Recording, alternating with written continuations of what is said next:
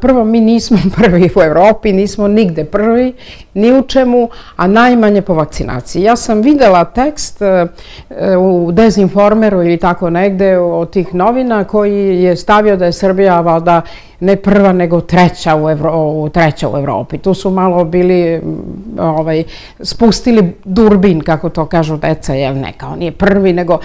To je façon de parler, kao prvi smo. Oni su napisali treći i taj časopis Dezinformer je zaista dao da smo na trećem mestu, crtež je dao. Crtež, jel tako, na prvom mestu je, na primjer, Izrael, ne na primjer, nego Izrael je apsolutno na prvom mestu. Na drugom mestu ne znam ko je bio, da li je Evropska... Britanci. Verovatno, da, tako je, Velika Britanija i na trećem su stavili Srbija, pa onda do...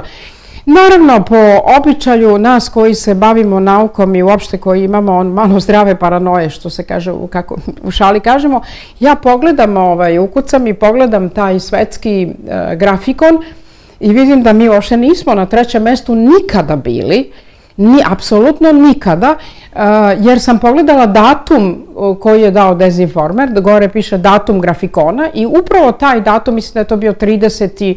januar ili 29. januar, aj sada da, stavila sam na moj Twitter, ko hoće da proveri. I ja pogledam sa datumom 30. ili 29. na svetskom grafikonu nas nema.